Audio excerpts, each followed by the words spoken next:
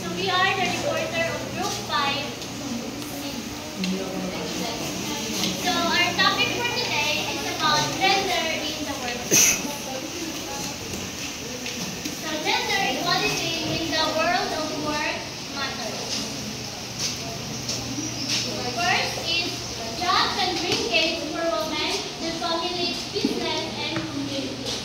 So jobs can help women to survive in their lives.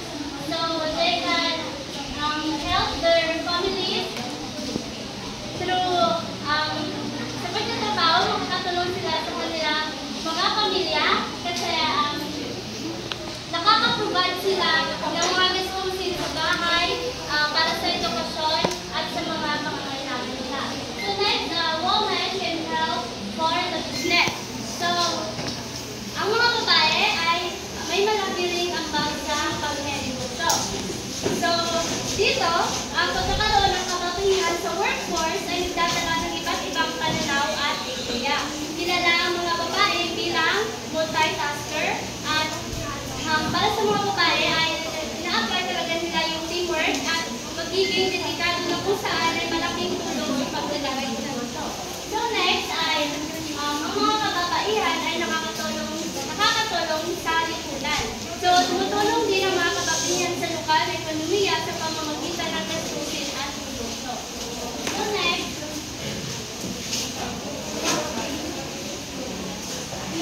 is gender equality in the world of work is a win-win on many fronts.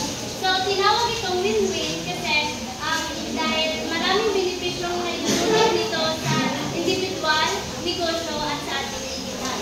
So last is the World Development Report 2013 on jobs and the World Development Report 2012 on gender equality and development provide valuable and complementary frameworks to help policy makers advance gender equality in the world of work. So dito, WDR 2013 at WDR 2012, sila ay nagbibigay ng mahalagang framework na nagtutulungan para gabayan ng mga policy makers sa pagsulong ng gender equality sa trabaho. So, paano sila nakakatulong? So, paano nakakatulong ang dalawa? So, ang WDR 2012 ay nagbibigay ng mas malalim na pag-unawa sa mga saglit ng gender inequality at nagbibigay ng direksyon kung paano ito malutan. Ang WDR 2013 naman, sila ay tumutukoy sa praktikal na aplikasyon ng mga ideyang ito, lalo na kung paano maaaring likayin ang trabaho sa pantay na kaparehong kapaki-pakinabang para sa lahat. So, pinagsama ang WDR 2012 at WDR 2013 upang ang teorya at practical solution sila ang nagkagabay para sa mga policy maker at nagsusulong ng gender equality sa mundo ng trabaho. So next is, where do we stand? Good afternoon everyone. So I am Cassandra Borton and my topic is all about where do we stand.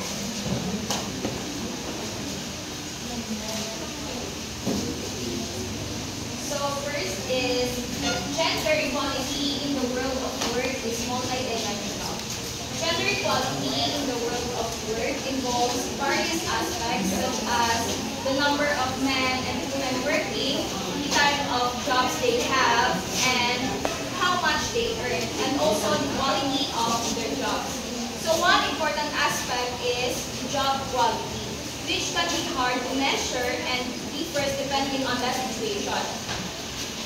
However, having a full-time job with good salary is way to feeling happy and satisfied with life.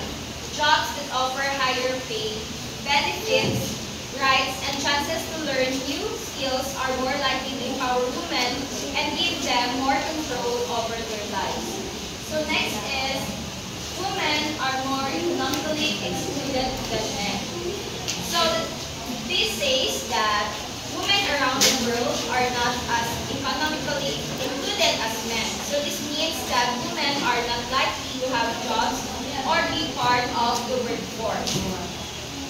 Over the past 20 years, the number of women working has stayed about the same, with only 55% of the women ages 15 to 64 being part of the labor force. In some regions like the Middle East and North Africa, the number is even lower at 25%.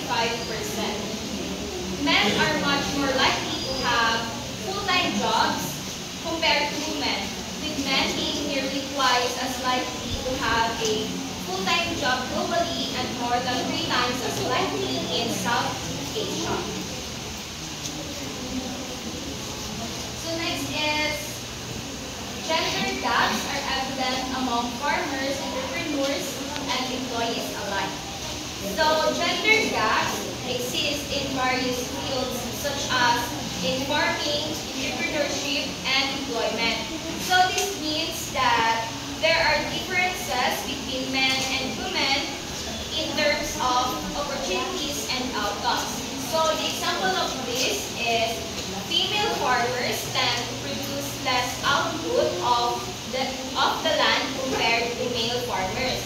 This could be because women have limited access to resources like seeds, tools, and trainings that are needed to improve their productivity. In Ethiopia, female-headed households have been found to have 35% lower output per hectare compared to male-headed households. So this is mainly due to unequal access to resources and support. So next is women generally earn less than men. So in many countries around the world, women tend to earn less money than men do for doing the same type of work. Research from the International Labour Organization looked at 83 different countries and found that on average, women earn between 10 to 30% less than men. This wage gap is most visible in the Middle East and North Africa regions, but it is also present in wealthier countries like those in the Organization for Economic Cooperation and Development. So the example of this is if a man and a woman both work for companies, the man might earn 50,000 a month while the woman only earn 30,000 for the same job.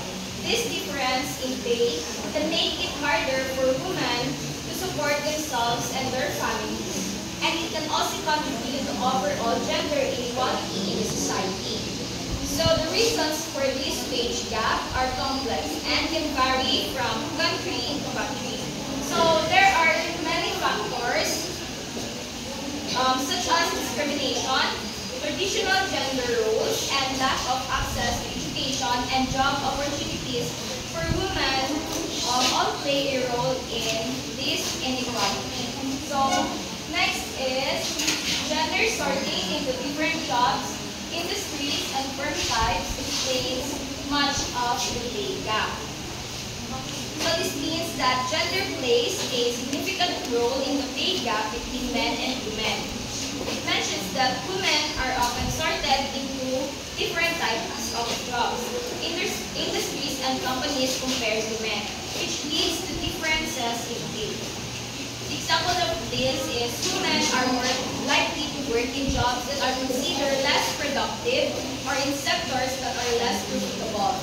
This can limit their opportunities for career growth and advancement. And also, women are underrepresented in senior management roles globally, with only 24% of these positions being held by women.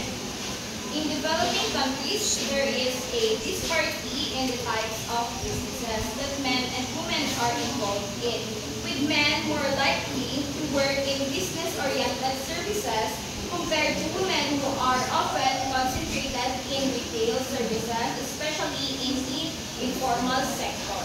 So next is... So good afternoon everyone, I am Grace Andrivas and my topic is overlapping disadvantages and gender equality. So gender smart job strategies need to identify and address multiple deprivations and complaints that underlie gender inequality in the world of work. So they address structural issues like discrimination, the gender pay gap, and job segregation, while promoting equal access to education, leadership, and skills development. So by prioritizing work-life balance, flexible policies, and social protection, these strategies ensure women, especially from marginalized groups, have the support needed to thrive. So next is social norms are a key factor underlying deprivation and complaints throughout the life cycle. So these norms restrict access to education, career choices, and leadership roles, reinforcing gender job segregation and unequal pay. They also influence caregiving responsibilities, which hinder women's workforce participation and career progression. Challenging these norms is essential to breaking the cycle of inequality and empowering individuals to reach their full potential regardless of gender. So next, jobs can increase women's agency, but a lack of agency also restrict women's job opportunities. Jobs can significantly increase women's agency by providing financial independence, decision-making power, and a greater sense of autonomy. However, a lack of agency shaped by social norms, limited access to education, and gender expectation restricts women's job opportunities. Without agency, women may face barriers to pursuing careers, negotiating fair wages, or accessing leadership roles, reinforcing of inequality. So empowering women with agency is crucial to unlocking their full potential in the workforce and ensure equal opportunities. So next is legal discrimination is a remarkably common barrier to women's work. Legal discrimination remains a significant barrier to women's work, as many countries still have laws that limited women's access to certain jobs, equal pay, or opportunities for advancement. These legal restrictions can include gender-based hiring practices, limited maternity leave, or laws that restrict women's ability to own property or access financial resources. Such as legal barriers not only perpetuate gender inequality but also prevent women from fully participating in the economy and realizing their potential in the workforce. So, eliminating legal discrimination is essential for ensuring equal opportunities and empowering women in the workplace.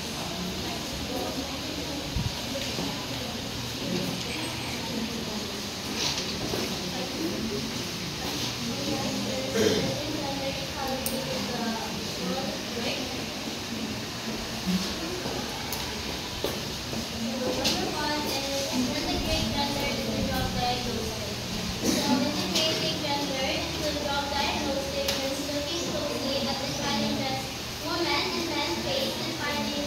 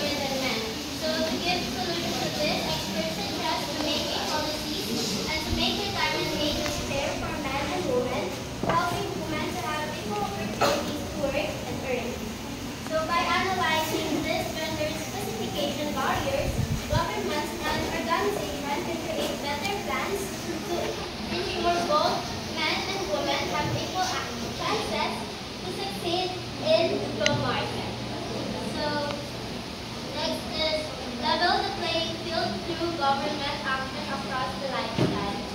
So this was how government can create fairness opportunities for everyone by addressing inequality and at different stages of life. So it explains that biases can start early and grow over time, making it harder and more expensive to fix inequality later.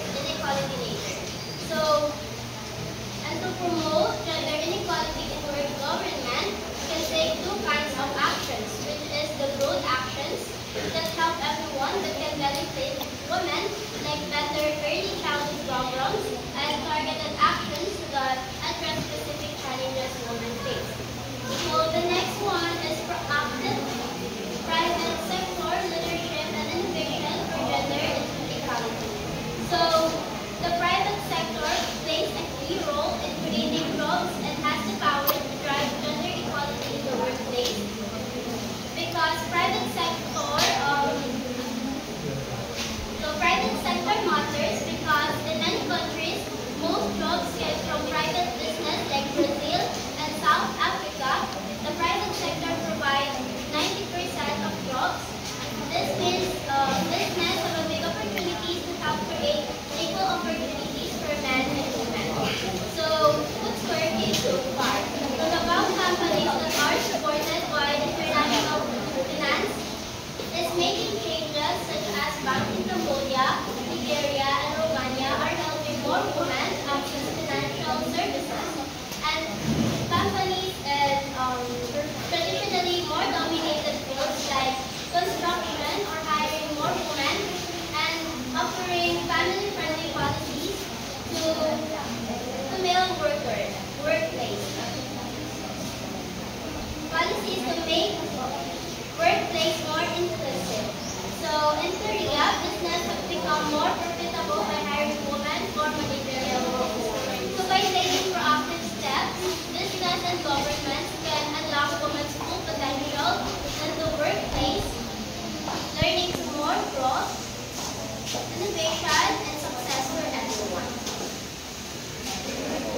So last is global action is needed to fill knowledge jobs about both the problems of and the solution to gender inequality in the world of work. So global action is necessary to better understand gender inequality in the workplace and find effective solutions. This includes gathering information about differences in earning between men and women, who controls important resources like land and money, the impact of gender-based violence at home and work. At the same time, we need stronger evidence about what strategies actually help improve gender equality in the workplace. So to support this, the World Bank created Engender Impact, a tool that shares findings from its studies on gender-related issues. This initiative works alongside other efforts in this program in Sub-Saharan Africa, Latin America, and the Caribbean, focus on gender inequality and innovation. So IFC project that shares examples of business successfully promoting gender equality. So this combined efforts and aim to improve knowledge and promote effective actions worldwide. So that's all. Thank you. May